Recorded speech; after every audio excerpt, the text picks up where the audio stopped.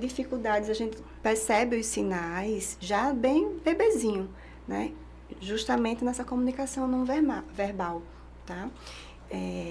Então, com 1 ano de idade, a criança começa a falar as primeiras palavrinhas.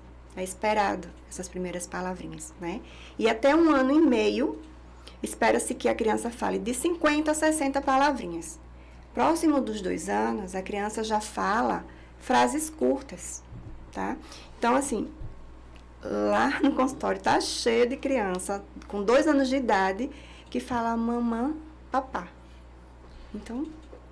E falando nisso, assim, eu estava até assistindo e lendo alguns estudos, né, reportagens sobre esse tema, e eu vi que atualmente na Suécia, eles depois de alguns anos sem usar livros de papel, passaram agora a voltar aos livros na sala de aula, e só quando há alguma atividade ou dúvida bem específica é que as telas elas passam a ser utilizadas, né?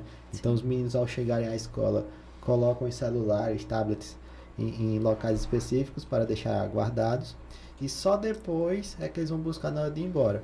E durante as atividades do dia a dia, na sala de aula, eles estão ali lendo, desenhando, escrevendo, e quando há uma dúvida tem um computador à disposição para que vá lá, pesquise e volte. Porque estava percebendo que a aprendizagem dessas crianças, né, estava sendo menor do que as gerações anteriores. Então isso fez com que as autoridades da educação começassem a se mover para modificar a maneira do estudo, né? E isso traz assim diversas outras observações, né? Tem alguns estudos que dizem que pais que contam histórias para os filhos aumentam aí quase 40% o repertório de palavras que as crianças vão ter, né? Então é importante que a gente entenda essa conexão dos pais junto aos filhos, né? Então pais que sabem ler e têm essa aproximação ajudam na evolução das crianças.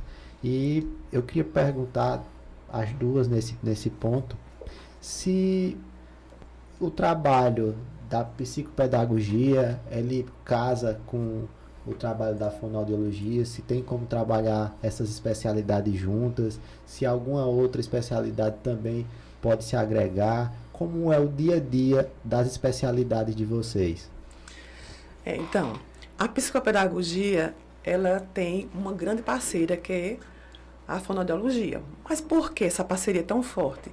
Porque uma das áreas de competência do fonoaudiólogo é o desenvolvimento da linguagem. Então, nós trabalhamos, e eu tenho graças a Deus, eu tenho essa oportunidade de estar com a Érica. Eu nunca posso deixar de agradecer, porque ela está sendo diferenciada aqui no Sertão. Então, ela veio e está marcando a presença com o trabalho com grande maestria. E isso está trazendo para o psicopedagogo uma grande segurança. Vamos lá, vamos pontuar aqui. Alguns pacientes aprendentes que eu tenho, que apresentem gagueira, atraso na fala, dificuldade na comunicação, na atenção. Aí vamos lá, caminha para um fonoaudiólogo. Muitas vezes, o retorno desse fonoaudiólogo, em alguns momentos que os pais também têm dificuldade na questão da audição, é dizer que aquela criança ali apresenta, sim, uma necessidade de fazer uma cabine, de um TPAC para aquela criança. Então, você viu que naquele momento, entre família, o psicopedagogo e o fonoaudiólogo, saiu ali um diagnóstico. Nesse momento, qual vai ser a parceria da fonoaudiologia com a psicopedagogia? Ambas vão trabalhar a dificuldade daquele paciente aprendente. Se ela manda para mim orientações e dicas sobre aquela criança, eu vou trabalhar no meu plano de intervenção.